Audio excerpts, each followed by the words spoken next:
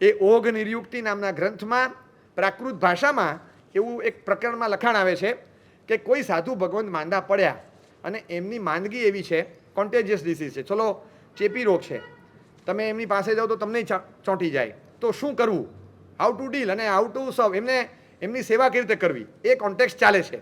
અને એ પ્રકરણમાં એ કોન્ટેક્સ્ટમાં આખી વિધિ બતાવી છે કે જો આવો કોન્ટેજિયસ ડિસીઝ થાય તો, આ હું ગુજરાતીમાં બોલું છું, આખું ગ્રંથમાં પ્રાકૃત ભાષામાં છે, તો એમને અલગ રૂમમાં રાખવા, એ રૂમમાં કોઈએ જવું નહીં, એક જ સાધુ જે એમની સેવા માટે નિયુક્ત થયો હોય એણે જ જવું. એ જે નિયુક્ત થાય એ ઘરડો ન હોય, નાનો બાળમુનિ ન હોય, યુવાન હોય, હેલ્થ સારી હોય, એટલે કે ઇમ્યુનિટી સારી હોય, પછી એને જવાનું. જતી વખતે આ રીતે મુખકોશ બાંધીને જવાનું, જેથી એના શ્વાસ તમારા શ્વાસમાં જાય નહીં. તમે હાથમાં આમ કપડું લપેટી અને પછી જવાનું. પછી એમનું પરિધાન કરવાનું, એમના વસ્ત્રનું પાત્રનું પરિધાન કરવાનું, એમને વપરાવાનું, એમનું જે હોય બધું પતાવી દેવાનું. એમના વસ્ત્ર, એમના પાત્રા એમની રૂમમાં અલગ વાપરવાના, અલગ રાખવાના, એ કોઈએ વાપરવાના નહીં અને આપણા એમને આપવાના નહીં ફોર ટાઈમ બિંગ, આટલા દિવસ. અને એમની સેવા કરનારો એ બહાર આવે પછી જરૂર લાગે તો માટી હાથમાં લઈ અને હાથ માટી અને પાણીથી ધોઈ નાખે. આ તમે શું કોરિલેટ કર્યું? આખી કોવિડની ગાઈડલાઇન્સ, આઇસોલેશન, તમે સ્ટેરિલાઇઝેશન, પછી સેનિટાઇઝેશન, ક્વોરન્ટાઇન, તમે જેટલા શબ્દો તમે બોલો, આ બધું આવવા માંડ્યું. તમે જુઓ, આ 2000-2500 વર્ષ જૂનો ગ્રંથ, એમાં વિધિ લખી છે. They have not named the disease, પણ આવું લખ્યું છે. હું અક્ષરશઃ બોલ્યો છું, અક્ષરશઃ. હવે આવો કોઈ ગ્રંથ જાણો, ધારો કે જતો રહે, શું હેવી લો છે, આપણે તો ખબર નથી આવું કેટલું અંદર પડ્યું છે, કેટલું અંદર પડ્યું છે. તમે વાંચો ત્યારે થાય કે આ આવ્યું ને ત્યારે એ ગ્રંથના પંક્તિઓ યાદ આવે કે આપણે ત્યાં આટલા વખતથી લખેલું, આપણે એમને ભણી જતા હતા, આપણે વિચાર નહોતો કરે કે આવું થાય એમ. આપણે તો રાહ જોતા કોઈ મારા સાહેબને થાય તો, પણ કેટલા બધાને થયું. કોકને થાય તો એને ક્વોરન્ટાઇન કરી દેવાનો, પણ ક્વોરન્ટાઇન સેન્ટરો ઊભા કરવા પડતા હતા. અને જે સારો રહે ને, એકચ્યુઅલી એ ક્વોરન્ટાઇન થઈ જતો હતો કે ભાઈ તમે બધા એમ થયું છે, હું એકલો જતો રહું, એકલો આઇસોલેશનમાં એ જતો રહેતો હતો, કારણ કે એકલો જ સારો હતો. બાકી ઘરમાં 8માંથી 7ને થયું હોય તો બચારો ક્વોરન્ટાઇન કોણ થાય? એ જતો રહે ને. આવા માસમાં ડિસીઝ થાય અને ત્યારે આટલો સ્પષ્ટ ઉલ્લેખ તમને જોવા મળે, કેટલો સરસ. તમે ઘર બાંધો તો ક્યાં બાંધવાનું, તમારા પાડોશી કેવા હોય, કેવા એરિયામાં રહેવાનું, દેરાસર નજીકમાં જોઈએ, એવી રીતે ઉપાસના નજીકમાં જોઈએ, સાધુજી ભગવંતો નજીકમાં આવતા રહેવા જોઈએ, એવા સ્થાનમાં રહેવાનું. વધારે પડતા બારી બારણા વગરનું ઘર હોય, આ બાજુથી કોઈ દાદરો એવી જગ્યાએ હોય કે જતા આવતા બધાની નજર પડે, પાછળથી 2 દાદરા રાખ્યા હોય, કોણ આવ્યું, ક્યારે ગયું ખબર ના પડે, એવા બધા ઘર ન હોય. ઘરની બાંધણી સ્ટ્રક્ચર કેવું હોય, આર્કિટેક્ચરનું આખું વર્ણન છે. તમે ગ્રંથમાં વાંચો, તમને લાગે કે તમારા ઘરનું ડિઝાઇનિંગ પણ જાણે એઝ એન આર્કિટેક્ટ આમ આખું આપેલું હોય કે જેથી તમને સોશિયલ લાઈફમાં કોઈ તકલીફ ન થાય, કોઈ દુર્ગુણ તમારા જીવનમાં આવી ન જાય, તમારા સેફટી પર્પઝ માટે આપેલું હોય. લગ્ન કરવાના છે તો ગ્રંથમાં તો દીક્ષાની વાત હોય, સામાયિકની વાત હોય, પણ પાત્ર કઈ રીતે પસંદ કરવાનું, તમારે 6 જાતની સિમિલારિટીઝ જોવાની. કુળની સમાનતા છે, રૂપની સમાનતા છે, પૈસાની આર્થિક સ્થિતિની સમાનતા છે, ભાષાની સમાનતા છે, ઇન્ટરેસ્ટ, રસ, રુચિનો વિષય એ સમાન છે, એજ ઉંમર સરખી છે, લગભગ સરખી, 1-2 વર્ષ બરાબર છે. તો આ સમાનતાઓ જોઈને પછી જવાનું. કેમ? જો ઉંમરમાં ડિફરન્સ હશે તો થિંકિંગ પ્રોસેસ જુદા હશે. થિંકિંગ પ્રોસેસ જુદા જ હોય. ઓલો કંઈક વિચારતો હોય ને આ કંઈક વિચારતો હોય, કારણ કે એજ ગેપ હોય એટલે પછી ગેપ જ હોય, એ રહે જ. પછી રૂપ સરખું ન હોય તો આઈધર ઓર રોંગ સાઈડ પર જતો રહે. જો ભાષા સરખી ન હોય તો ઓલો બોલે ત્યારે મને, હું બોલું ત્યારે એને શંકા જ પડ્યા કરે કે હાલું હું બોલે છે, ખબર નથી પડતી, ફોનમાં કોની સાથે વાત કરે છે, આપણે શંકા જ પડે. એટલે ભાષા સરખી જોઈએ. આર્થિક સ્થિતિ સરખી ન હોય તો એક જે સદ્ધર હોય એ બીજાને કાં તો ડોમિનેટ કરશે, કાં તો પેલાને ઇન્ફિરિયર ફીલ કરાવશે. એટલે એવું ન થાય. આ બધા રીઝન્સ આપીને ધર્મબિંદુ નામનો ગ્રંથ છે, જેમાં હરિભદ્ર સુરી મહારાજે with reasoning how to select your life partner, આની પર આખા પાનાઓ ભર્યા છે. હવે આ ગ્રંથ જતો રહે, તમારું શું થાય એ ખબર નથી, પણ જે આવે એનું હું શું થાય એમ વિચારીએ. આ તમે વિચારો કે એક જગ્યાએ સર્ચ લાઇટ નાખવા માટે આવા પ્રસિદ્ધ ગ્રંથો છે. શ્રાદ્ધ વિધિ કેટલો સરસ ગ્રંથ છે. આ ગ્રંથમાં શ્રાવક કઈ રીતે નાસ્તો કરે, કઈ રીતે રસોઈ બનાવે કોણ અને પીરસે કોણ, બનાવનાર કોણ અને પીરસનાર કોણ, આ બધું જ અંદર લખાણ હોય.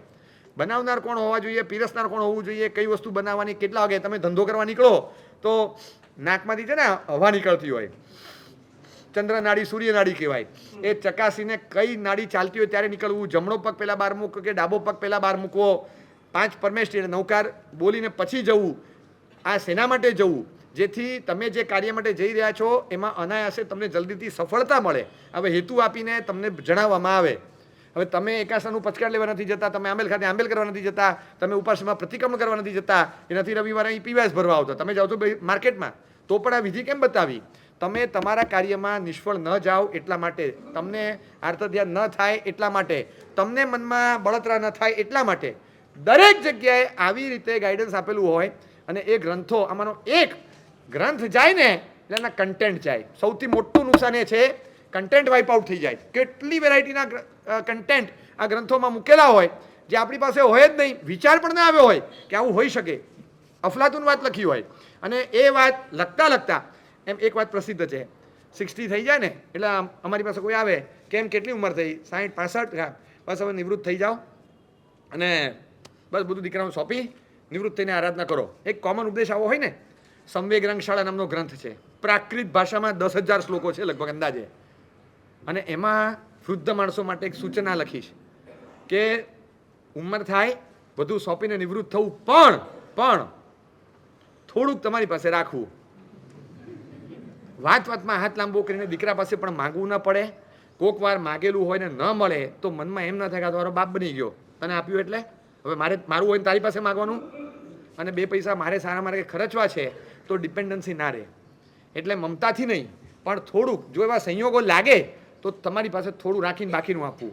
હવે આ સ્પેશિયલ ગાઈડન્સ છે જે બધે નોર્મલી નથી મળતું, પણ આ વાંચીને ત્યારે એટલું અંદર થાય કે ક્યાંક ઊભા થતા સંયોગનું પણ કેટલું કન્સિડરેશનમાં લઈને એમણે લખ્યું. બોલો, ડ્રાફ્ટિંગ કરનાર એ કેટલા વિઝાર્ડ છે અને કેવી રીતે લખ્યું હશે? આ આટલું સરસ લખાણ કર્યું, આટલું સરસ રીતે લખ્યું છે. એ જોઈને એ ગ્રંથ જો જતો રહે આ કન્ટેન્ટ એની સાથે જ જતું રહેશે. એક ગ્રંથ જુઓ અને એની સાથે રિલેટેડ જે કન્ટેન્ટ હોય, જે યુનિક લાગતું હોય, આપણને બહુ સરસ લાગતું હોય, એ કન્ટેન્ટ આપણા હાથમાંથી જતું રહે ત્યારે આપણને પીડા થાય. આવા જે હજારો ગ્રંથો જે ગયા છે ને, અને એ ગ્રંથો જવામાં ખાસ કરીને શરૂઆત પહેલાં ભગવાન મહાવીર સ્વામીના વખતથી છેક up teal I can say 10 sanctuaries, 1000 વર્ષ સુધી, 1010 વર્ષ, ક્યાંક 980 વર્ષ, એટલા વર્ષો સુધી કશું જ લખાયું નથી. મુખપાઠ બધું મોઢે, બધા કરોડો લાખો શ્લોકો ગ્રંથો જે હોય મારી પાસે જે હોય બધું મોઢે હોય. હું મારા શિષ્યોને મોઢે પાસ ઓન કરું, એને ભણાવી દઉં, એ એના શિષ્યોને આપે, એ એના શિષ્યોને આપે. એ રીતે પાસ ઓન થયા કે રોલિંગ થતું 1000 વર્ષ ચાલ્યું. એ વખતે પોલિટિકલ ઇમ્બેલેન્સ ઊભું થયું હતું, ધાર્મિક અસહિષ્ણુતા, રિલિજિયસ ઇન્ટોલરન્સ એ વખતે બહુ જ હતો. મોગલોનો કાળ શરૂ થતો હતો, બહુ તોફાનો થયા. 12 વર્ષ સળંગ દુષ્કાળ પડ્યા, ગોત્રીઓ પણ મળે નહીં, શરીર ઉપર મેમરી ઉપર અસર થવા માંડી, સાધુઓના વિહારો બધા તૂટી ગયા, જે રેગ્યુલર રસ્તાઓ હતા, રૂટ્સ બધા એ તૂટ્યા, અને પછી સાધુઓની મેમરી પર અસર થઈ એટલે હવે ગ્રંથ પાસો નથી થતા. એ વખતે 3 જગ્યાએ આવી રીતે ગ્રંથોને આખા સંકલિત કરવા માટે વાચનાઓ થઈ. 500 આચાર્ય ભેગા થયા હતા વલ્લભીપુરમાં. 500 આચાર્ય ભેગા થયા કે જો મને છે ને ખ્યાલ છે, હું બોલું છું, અહીં હું બોલવા માંડું એક ગ્રંથ, પછી હવે અટક્યો કે હવે આગળ શું આવે, તો એમને યાદ છે આગળ શું આવે. એ જ્યાં અટક્યા ત્યાં એમને યાદ છે, એ જ્યાં અટક્યા ત્યાં પાછું મને યાદ છે. એમ કરતાં આખું અનુસંધાન થયું અને પાછું બધું રિસ્ટ્રક્ચરિંગ કર્યું. આ રીતે આખી વલ્લભી વાચના કહેવાય છે, બહુ પ્રસિદ્ધ છે. એ વલ્લભીપુરમાં થયેલી એટલે વલ્લભી વાચના કહેવાય. આવી મથુરામાં પણ થયેલી. આવી રીતની વાચનાઓ થાય ડ્યુ કોર્સિસમાં, અને જ્યારે જરૂર લાગે ત્યારે, અને રિસ્ટ્રક્ચરિંગ થાય. એ સમય હતો 1000 વર્ષ પછી વિચાર આવ્યો કે આ ગ્રંથોને પુસ્તક પર લખાણમાં લેવા પડશે, નહીં તો હવે ટકશે નહીં. કારણ કે હવે 50-100 વર્ષે વળી પાછું આવું થાય, હવે મેમરી પણ ઘટતી જાય છે. 1000 વર્ષમાં અસર દેખાઈ ગઈ એટલે હવે ઘટે છે મેમરી. એટલે પછી ગ્રંથમાં કાગળ પર લખવાનું શરૂ થયું, અને કાગળ પર લખવાની આખી પ્રથા, જે પ્રત અને પુસ્તક સ્વરૂપમાં જે ગ્રંથો આવ્યા, જો પ્રિન્ટિંગ તો બહુ પાછળની વાત છે, એ તો હમણાં 200 વર્ષ 300 વર્ષ હમણાંનું છે બધું, 100-200 વર્ષનું. આ બધું લખાણ હેન્ડ રિટન મેન્યુસ્ક્રિપ્ટ્સ કહેવાય. હ્યુમન મેન પોતાના હાથથી લખે અને એની લખવાની આખી સિસ્ટમ, એના કાગળ, પેપર પલ્પમાંથી પેપર બને, આજે જેમ બને છે એમ નહીં. તાડપત્રના ઝાડ હતા, એના પાંદડા સુકાઈને નીચે પડે, એ પોતે જ પેપર, સુકાયેલું પાંદડું ઇટ સેલ્ફ એ સ્વયં પેપર બને, એમાંથી જ બને. અને એની પર કિત્તો કલમ લઈને લખવાનું, આમ સહી બોળી અને એ કલમથી લખવાનું, પાછું આમ સહીમાં બોળી અને કલમથી લખવાનું. એની લખવાની પદ્ધતિ આખી જુદી હોય. કો લખવું હોય ને તો ક લખવાનો, પછી એક લીટી કરવાની, ઉપર એક લીટી કરવાની, આજે આમ છે. પણ હસ્તલિખિતની જે આખી પદ્ધતિ જુદી હોય. એક લાઈન આવે, પછી પાછો ક આવે, પછી પાછું એક આમ આવે, આ કો કહેવાય. પછી ઉપર એક લીટી કરેલી હોય, આગળ એક લીટી હોય તો કઉ કહેવાય. એની આખી પદ્ધતિ જુદી છે. તમે આજે એને ડીકોડ કરો તો તમને ખ્યાલ આવે કે, અને પાછું એરિયા વાઇઝ જુદી હોય, એરા વાઇઝ જુદી હોય. 7 સૈકા પહેલાં જુદી, 3 સૈકા પહેલાંની જુદી, 10 સૈકા પહેલાંની જુદી. લખાણ કરતા કેટલીક જગ્યાએ તો ખાલી એન્ગ્રેવિંગ, પ્રત હોય ને પ્રત, એમાં ખાલી કાપવાનું, આમ કરીને આમ ખાલી કાપો એટલે ક. You have to cut in the shape of ક. આ ક લખાઈ ગયો. આ રીતે આખો ગ્રંથ કોતરીને લખવાનો. સમજ્યા તમે? હવે કોતરેલા એટલે અહીંયા તો કોતરણી જાળી જ લાગે ને ખાલી. તો વાંચવાનું કઈ રીતે? કલરફુલ કાપડ નીચે મૂકવાનું, એની ઉપર આ મૂકો એટલે તમને વંચાય. આ સિસ્ટમ હતી વાંચવાની. આ સિસ્ટમથી વાંચતા તમે જે રીતે એને પ્રિઝર્વ કર્યું છે અને જે રીતે કર્યું છે ને, આપણે તો નસીબદાર છીએ કે આ સાંભળવા મળે છે, કોઈએ જોયા પણ નથી. એ ગ્રંથોમાં જે માલ ભર્યો છે, તમને એટલું ગૌરવ થાય કે આવું આપણે ત્યાં આવે છે, આવું આપણે ત્યાં છે. આપણે તો તમને કહું, ગ્રંથ કાઢો અને તમને ખબર પડે કે રાત્રે સાધુ જાગે. ઘડિયાળ તો આજે આવી ને, ટાઈમ તો અમે જોતા હતા, પ્રતિક્રમણ એટલા વાગે, પચકાણ એટલા વાગે આવે, પણ ઘડિયાળ જ નહોતી તો પચકાણ આવ્યું કે નહીં એ કેવી રીતે ખબર પડે? લો, તમારે ઘડિયાળ ના કાઢે ચાલવાનું કે નહીં ખબર નહીં, તમારે તો મોબાઈલના આધારે ચાલવાનું, બેટરીના આધારે. પણ અમારે તો આના આધારે ચાલવાનું જ હતું. તો અમે કેવી રીતે જોઈએ? દિવસે પણ પોરસીનું પચકાણ આવ્યું કે નહીં કેવી રીતે ખબર? ઊભા રહેવાનું અને પડછાયાની હાઈટ માપ લેવાનું. પડછાયો આટલો છે તો આટલા વાગ્યા. રાત્રે અહીંથી ચંદ્ર આવ્યો, અત્યારે અહીંયા આવ્યો છે, લગભગ 2:30-3 વચ્ચેનો ટાઈમ છે. અહીંયા આવ્યો 5 વાગ્યા, 4:30 વાગ્યા, ચલો જાગી જાઓ. આ રીતે ચંદ્ર ક્યાં છે, તારા ક્યાં છે, પડછાયાની લંબાઈ કેટલી છે, એના આધારે પરફેક્ટ ટાઈમિંગ માપી શકે વગર ઘડિયાળે. આવી કળા શાસ્ત્રોમાં આખી એની ફોર્મ્યુલાઓ આપેલી હોય. આ ગ્રંથો જતા રહે તમને એમ લાગે કે નાની વસ્તુ જાય જાઓ, ધીસ ઇઝ આર્ટ. આ તો કેવી મજાની આર્ટ છે, જે પ્રિવિલન્ટ હતું, સૈકાઓથી ચાલતું હતું. હવે આવી વસ્તુ આપણા હાથમાંથી જતી રહે, એમ જવા થોડી દેવાય. બધું ગ્રંથસ્થ થયેલું હોય, પુષ્કળ વાતો, અને એનો જે કન્ટેન્ટ હોય એટલું રીચ કન્ટેન્ટ. એમ થાય આજે આપણને કોઈ કહે કે ભગવાન મહાવીર સ્વામીના સૌથી શિષ્ય કોણ હતા, તો શું કોનું નામ આપશો? ગૌતમ સ્વામી. શેના આધારે એવું તમે કહો છો? હું ફર્સ્ટ શિષ્ય કહું છું. બધા જ એમના ખાસ હતા, પણ છતાં આપણે ગૌતમ સ્વામીજી કહીએ ફેવરેટ શિષ્ય. તો કારણ કે વારંવાર એમનું નામ લઈને જવાબ આપતા, એ વારંવાર ક્વેશ્ચન પૂછે, ભગવાન આમ કેમ, ભગવાન આમ કેમ, ભગવાન આમ કેમ? ગૌતમ સ્વામી માટે ભગવાન એટલે ગૂગલ, સર્ચ એન્જિન. અને આખો દિવસ સર્ચનું બટન દાબ્યા જ કરે, ભગવાન આમ કેમ, ભગવાન આમ કેમ, ભગવાન આમ કેમ, અને ગૂગલ જવાબ આપ્યા કરે. રોજ આવા 36,000 સવાલો ને જવાબો, એનું કમ્પાઇલેશન છે, દેટ ઇઝ ભગવતી સૂત્ર. હવે આપણને ઓ વાવ, શું વાત છે! આટલા વર્ષો પહેલાં, 2500-2600 વર્ષ પહેલાં, ધ ડિસ્કોર્સ બિટવીન ભગવાન મહાવીર સ્વામી અને Gautam Swami, question and answers, એ તમને મળે. શું વાત છે, એ મળે જ આજે? તો યસ, ઇટ હેઝ બીન કમ્પાઇલ્ડ. આ ગ્રંથ જતો રહેતો હેવી ઇરિપેરેબલ લોસ નથી.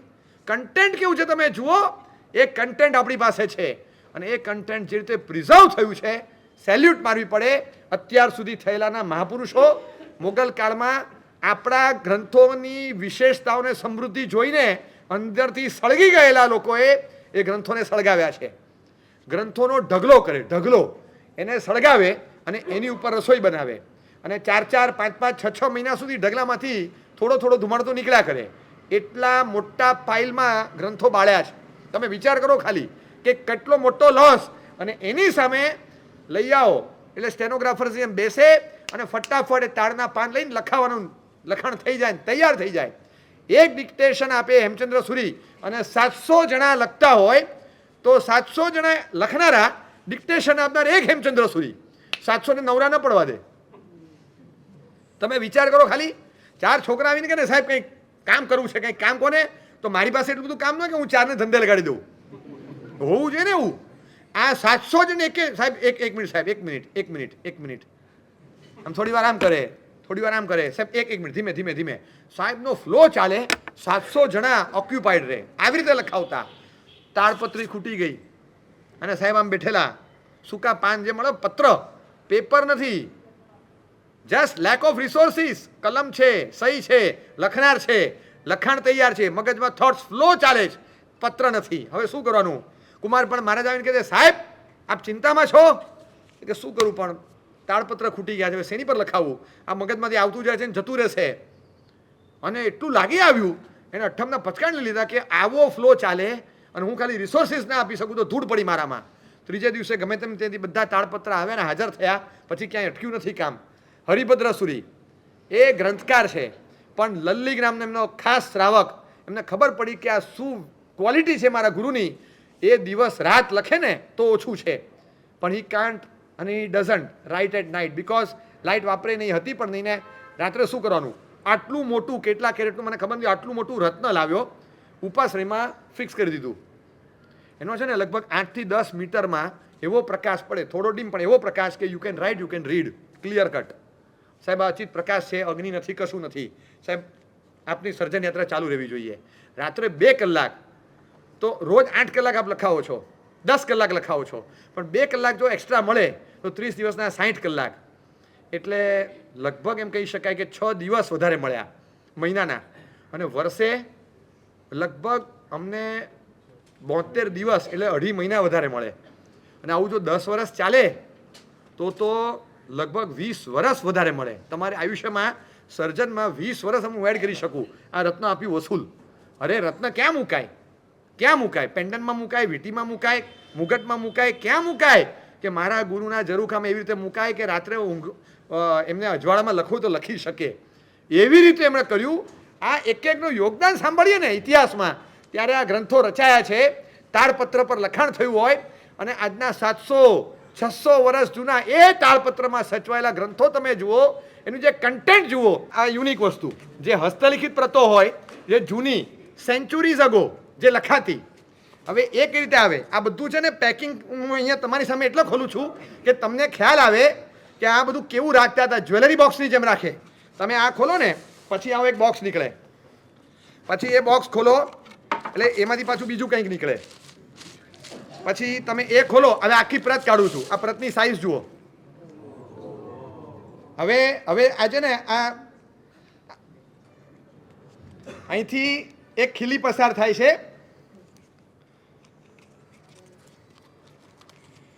હવે અહીંથી એક ખીલી ગઈ છે એ આખી આર પાર બધા કાગળમાં થઈને નીચે એટલે એક કાગળ છૂટો ન પડે વચ્ચેથી આખી ખીલી મારેલી છે એટલે આખા કાગળ બધા નીચેથી નીકળી જાય એને જે રીતે પેક કરી હોય ને ખોલો એટલે પેક કરતા તમને 10 મિનિટ લાગ્યા તમે જુઓ આખું આ રીતે પેક થાય અને તમે એના પેપર્સ જુઓ તો પેપર્સ આટલા નાના અને એમાં હસ્તાક્ષર તમે જુઓ તમે ટચ કરો તમને ફીલ થાય કે આ કોઈ સુકાયેલું પાંદડું છે આ ફીલ થાય એની ઉપર કોઈ ઓઇલી લેયર છે અને એની ઉપર હસ્તાક્ષરથી લખેલું હોય આવી રીતે આ પેપર પર લખાય આ રીતે થાય કાણું એક જ જગ્યાએથી એવી રીતે જાય કે એક પણ અક્ષર કપાય નહીં લખાણ કેવી રીતે કરવાનું અને આ રીતે પ્રતો સચવાય આગળ પાછળ આવી રીતે વુડન હોય જેના કારણે સિક્યોર્ડ રહે અને પછી એને પેક કરીને રાખવાનું અને પાછું પેક કરીને એવી રીતે આવી પ્રતો ઇન થાઉઝન્ડ્સ આપણી પાસે છે આનો આખો તમારે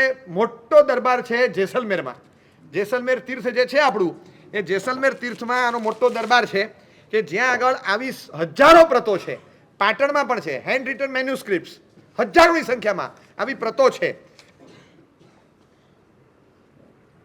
એટલે આ બધું છે આ તો હું તમને હજી કહીશ કે આજના સમયમાં ટેકનોલોજી વાપરીને પીડીએફ ફાઇલ બનાવીને આને વધારે સુરક્ષિત ન રખાય અરે ભાઈ એટલો વિશ્વાસ રાખો કે અમે પણ થોડા અપડેટ છીએ તમને હજી કહું ત્યાં સુધી પહોંચ્યા હું તમને કહું હજી અમદાવાદમાં રહું છું ઘોઘામ નથી રહેતો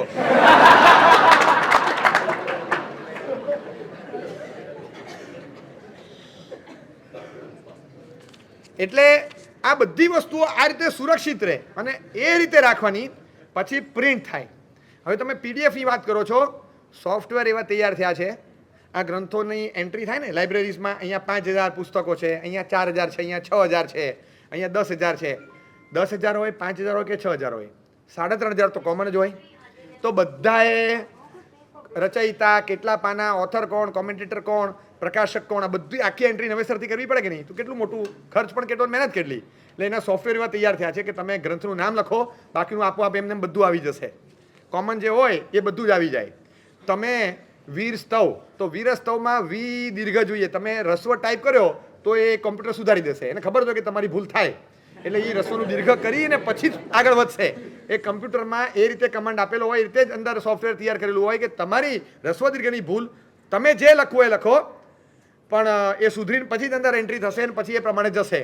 તમારે અહીં બેઠા બેઠા જોવું હોય કે ભાઈ આ ગ્રંથ છે, મને 20 કોપી જોઈએ, તો કયા કયા ગ્રંથ ભંડારમાં અત્યારે હશે? તો તમે અહીં બેઠા બેઠા એક સાથે 20 કોપી મને ક્યાં ક્યાંથી મળી શકે એમ છે, અવેલેબલ અહીંયા છે, પણ એ કોઈક ભણવા માટે લઈ ગયું છે, અત્યારે અવેલેબલ નથી. અહીંયા 2 છે, એમાંથી એક છે, એક કોઈક ભણવા માટે મારા સાહેબ લઈ ગયા છે.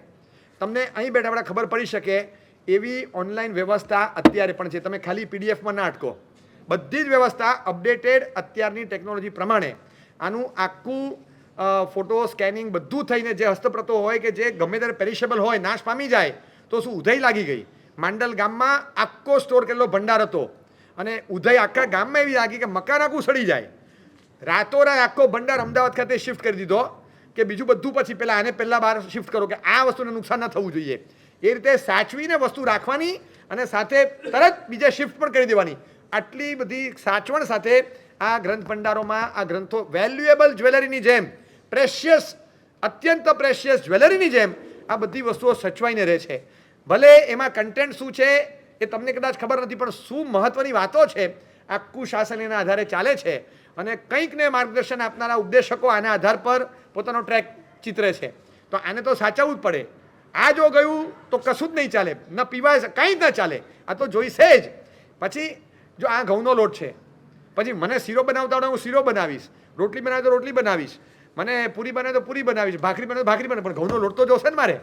રો મટીરિયલ છે, છેલ્લે પછી તમારા પર છે, તમને મળવું જોઈએ. પછી તમે જે બનાવો એ બનાવો, કાંઈ ના મળે તો ઘઉંના લોટના ઘાસલેટમાં તળેલા ભજીયા થોડા બનાવાય, પછી એ જ બને, કશું ના બને. એટલે પછી આવી વેરાયટી ન હોય તો ગમે તે ફકાઉ ચીજ ફેંકવી પડે.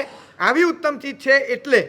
અને આવા શાસ્ત્રો, આવા ગ્રંથો, એમાંથી એક ગ્રંથ નાશ ન પામે એની તકેદારી રાખી, એની સોફ્ટ કોપી હોય, એની બીજી કોપી હોય, જે વસ્તુ નથી જ મળતી. અને આ વસ્તુ આજે નહીં, 300 વર્ષ પહેલાં, હું તમને જે વાત કરું છું, યશોજીજી ઉપાધ્યાય, એમણે એ તો રચના કરતા હતા, નવું લખતા હતા. હવે જે નવું લખતા હોય એ કોકની વસ્તુનો ફેર કોપી કરવા બેસે ખરા? કોઈ દિવસ કરતા હશે? સ્વયં સર્જન હોય અને બીજા સર્જને ઓપરેશન કર્યું અને કહી દે કે ચાલો ડ્રેસિંગ હું કરી આપું છું, એમ થોડું કરે કોઈ. હવે મારા પેશન્ટનું ડ્રેસિંગ હું નથી કરતો, તારા પેશન્ટનું ડ્રેસિંગ ક્યાંથી કરું? દરેકને પોતાના. પણ એ મહાત્માને ખબર પડી કે આ એક ગ્રંથ છે જેની એક જ કોપી છે, બીજી અવેલેબલ નથી. અને પંડિતજી બહારગામ જાય છે, આવે એટલે મારે આ પ્રત આપી દેવાની છે, પછી હાથમાં નહીં આવે. તો સાધુએ 2 ગુરુ શિષ્ય ભેગા મળી આખો 18,000 શ્લોક પ્રમાણે ગ્રંથ આખો લખી દીધો આખો ગ્રંથ. ગણતરીના દિવસોમાં 18,000 શ્લોક લખી દીધો. અને લખી દીધો એટલું જ નહીં, છેલ્લે શબ્દ લખ્યા છે ભગ્ન પૃષ્ઠ કટી ગ્રીવા. ભગ્ન એટલે ભાંગીને ભૂક્કો થઈ ગયા છે. શું? પૃષ્ઠ કટી ગ્રીવા. પૃષ્ઠ એટલે પીઠ, કટી એટલે કમર, અને ગ્રીવા એટલે ડોક. અમારી ડોક તૂટી ગઈ છે, કમર ભાંગી ગઈ છે, પીઠમાં દુખાવો થાય છે, હાથ રહી ગયો છે, આંગળા કડકડ થાય છે. મુષકાનલ શસ્ત્રેભ્યો યત્નેન પરિપાલયેત, યત્નેન લિખિતમ શાસ્ત્રમ પ્રયત્નન પરિપાલયેત. મુષકાનલ શસ્ત્રેભ્ય, મુષક એટલે ઉંદર, અનલ એટલે અગ્નિ, પાણી, ઉંદરડા અને કાતરી ન જાય, આનો નાશ ન થાય, સાચવજો. હાથ અટકી ગયો છે, પીઠ તૂટી ગઈ છે, કમર તૂટી ગઈ છે અને ડોક રહી ગઈ છે, આ લખીને. એટલે હવે ભાઈ આગળ આ એક શ્લોક પોતાનો લખ્યો અંદર, અને પછી શાસ્ત્ર મૂક્યું ભંડારમાં કે આ વાંચે ને ખબર પડે કે મારે સાચવવાનું છે ભાઈ. આ લખતા હતા ને ત્યારે એમને કમર દુખી ગઈ હતી. હવે આ કેવું પડે આપણને. આ કહીએ તો પેલાને પણ અંદરથી એમ થાય ને કે 100% આને આટલી બધી મહેનત કરીને એ મહાત્મા બધું બાજુ પર મૂકી, એની સેકન્ડ કોપી અવેલેબલ કરી દીધી એકવાર, પછી એના આધારે બીજું જે કરવું એ કરીએ. ખાલી કોઈ પંડિતજી બહારગામ ગયેલા અને મહાત્માને ખબર પડી કે આમને ત્યાં પ્રત છે, પોથી બીજી ક્યાંય જગ્યાએ નહીં, એમને ત્યાં ક્યાંકથી આવી છે. એ પંડિતજી બહારગામ હતા, ઘરે જઈને પૂછી ખબર પડી બહારગામ છે કે પોથી. હા લઈ જાઓ ને સાહેબ, ખ્યાલ તમને પાછી આપી દઈશું કે આપી દેજો. એ આવ્યા અને પછી જોયું કે 1200 શ્લોક છે. તો એક કામ કરો ને, 700 500 બરાબર જમેગા તો કે હા 700 હું પાકા કરી લઉં, હવે લખવાનો ટાઈમ નથી અત્યારે, રાત 700 ને 500 1200 કંઠસ્થ કરી પોથી આપી આવ્યા, પછી હવે શાંતિથી લખો, હવે વાંધો નહીં. એકવાર મગજમાં આવી ગયા ને મસ્તકમાં આવ્યા એટલે પુસ્તકમાં આવી જશે, પણ લખવા કરતાં યાદ રાખવું એમના માટે ફાસ્ટ હતું. બોલો, એટલે એમની મેમરી કેવી હશે કે કેવી મેમરી કે લખવા કરતાં આ ફાસ્ટ હોય, મગજમાં ધારણા કરવી આવી ફાસ્ટ મેમરી, અને એ જે રીતે યાદ રાખીને ગ્રંથ આપી દે પાછો, ગ્રંથની સેકન્ડ કોપી અવેલેબલ થઈ જાય. આવી રીતે ગ્રંથો સચવાયા છે અને